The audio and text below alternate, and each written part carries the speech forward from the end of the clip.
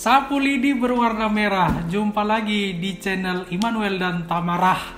Nah teman-teman, kita sekarang akan membahas tentang korupsi. Jadi kami mau berbagi informasi kepada teman-teman sekalian tentang apa itu korupsi, kenapa harus kita hindari, dan bibit-bibit korupsi itu apa saja supaya jangan nanti semakin membesar dan akhirnya kita menjadi koruptor itu sendiri. Teman-teman, kita akan membahas kata lebih dasar lagi dari korupsi, yaitu korup.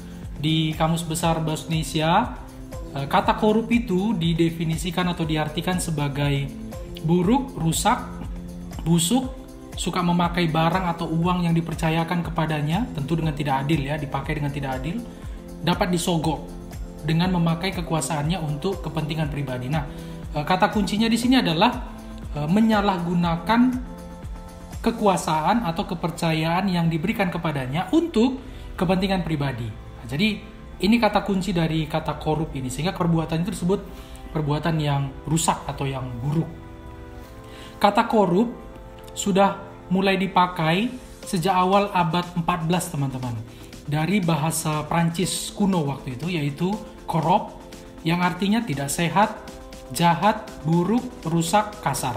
Nah dalam bahasa Latin, kata korup ini disebut corruptus, yang artinya merusak, memusnahkan, menghancurkan, membinasakan, busuk, dan mengganggu. Lalu kita masuk ke kata korupsi atau definisi dari korupsi itu sendiri. Kamus Besar Bahasa Indonesia mendefinisikan korupsi sebagai penyelewengan atau penyalahgunaan uang negara, baik di perusahaan, di organisasi, di yayasan, dan sebagainya, untuk keuntungan pribadi atau orang lain.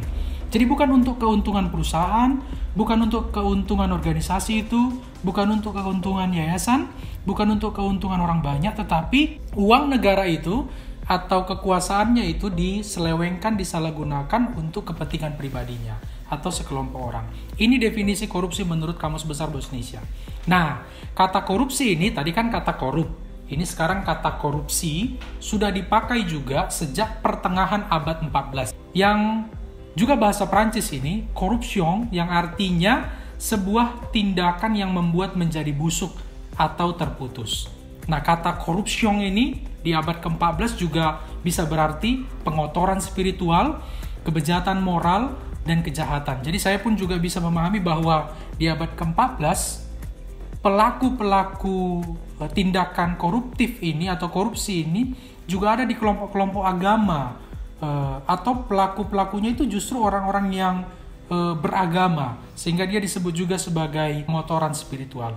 Nah, dalam bahasa Latin, kata korupsi disebut corruptionem, yang artinya kecurangan, menggoda, memanjakan. Inilah awal mula kata korupsi dipakai, yaitu sejak abad ke-14 dari bahasa Prancis dan dari bahasa Latin waktu itu penggunaannya.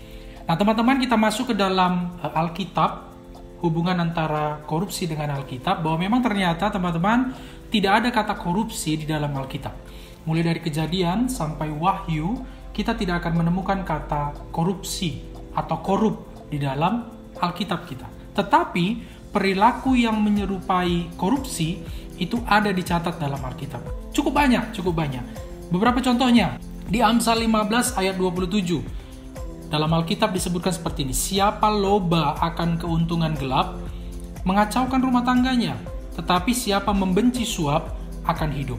Nah, dalam bahasa aslinya, yaitu bahasa Ibrani, frasa kata keuntungan gelap ini disebutkan dengan kata betsa dalam bahasa Ibrani, yang diartikan sebagai keuntungan yang didapatkan dengan kekerasan.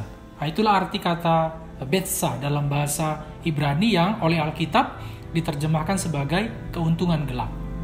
Lalu di Amsal 21 ayat 14, Alkitab menuliskan seperti ini.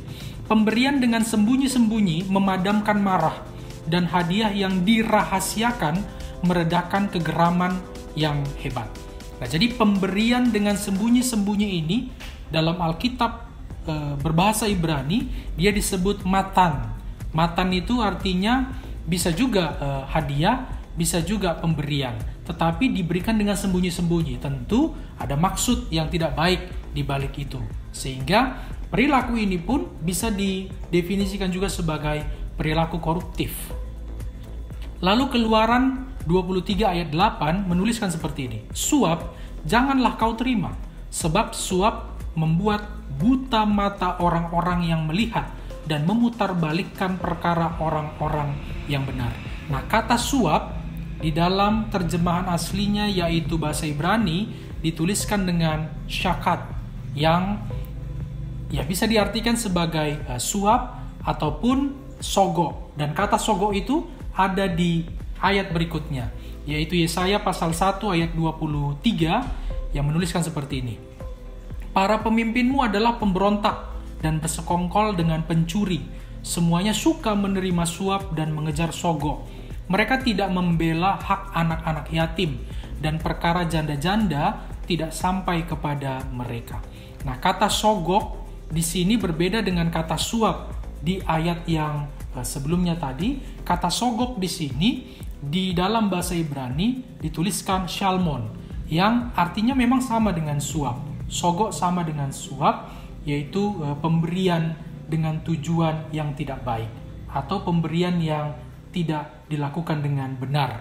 Suap, sogok, baru kemudian pemberian dengan sembunyi-sembunyi, lalu kemudian keuntungan gelap.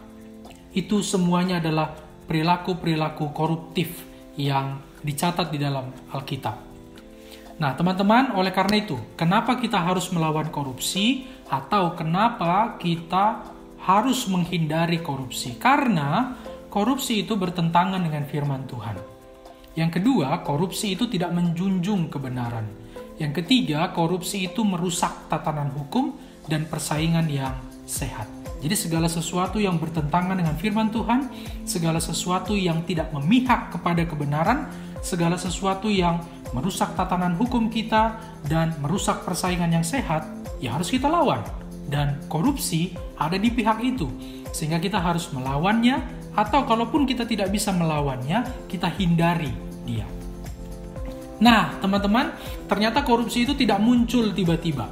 Sebelum seseorang melakukan tindakan koruptif, itu sudah ada bibit-bibit korupsi dalam dirinya.